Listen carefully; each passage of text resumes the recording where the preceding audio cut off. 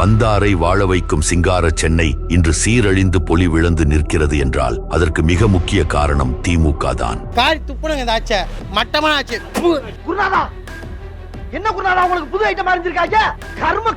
திமுகவில் இருந்து ஸ்டாலின், உதயநிதி ஸ்டாலின், மா சுப்பிரமணியன், தாமோ அன்பரசன், சேகர் பாபு என முதல்வர், துணை முதல்வர் உட்பட 5 அமைச்சர்கள், 15 எம்எல்ஏக்கள், 3 எம்பிக்கள் இருக்கிறார்கள்.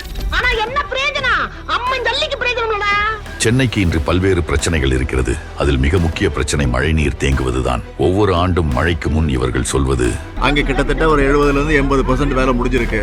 உருட்டு நீ உருட்டு. பணிகள் 85% முடிஞ்சிருக்கிறது. 95% பணிகள் முடிந்து விட்டது.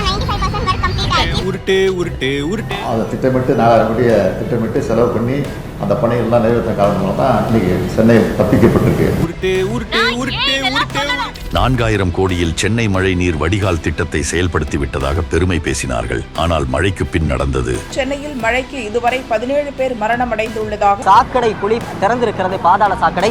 ஆனால் அதை கவனிக்காமல் மாநகராட்சி விட்டதனுடைய விளைவை இப்போது நாம் பார்க்கலாம். சாப்பாடுலாம் இல்ல, எதுவுமே இல்ல. 3 நாள். சாப்பிடலையா?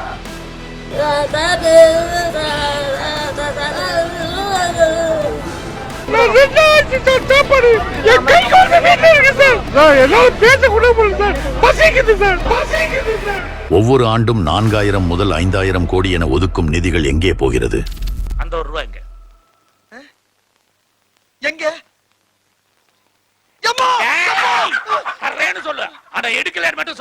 சென்னையின் ஒட்டுமொத்த சட்டம் ஒழுங்கும் அதல பாதாளத்தில் தான் இருக்கிறது. ஆட்சி நம் கையில், அதிகாரம் நம் பையில் என்ற மமதையில் இந்த திமுக குண்டர்கள் போடும் ஆட்டம் கொஞ்சம் நஞ்சம் அல்ல.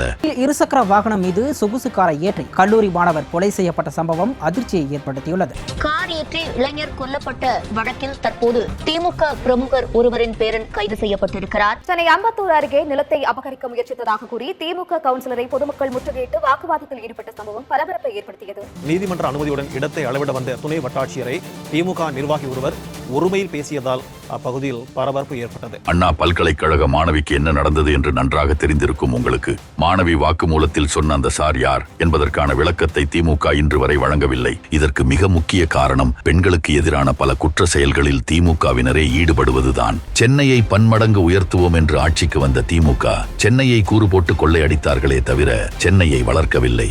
இப்படிப்பட்டவர்களை வரும் 2026இல் விரட்டியடிப்போம். தமிழகத்தின் வளர்ச்சிக்காகவே பாடுபடும் தேசிய ஜனநாயக கூட்டணி ஆட்சி அமைய ஆதரவு அளிப்போம்.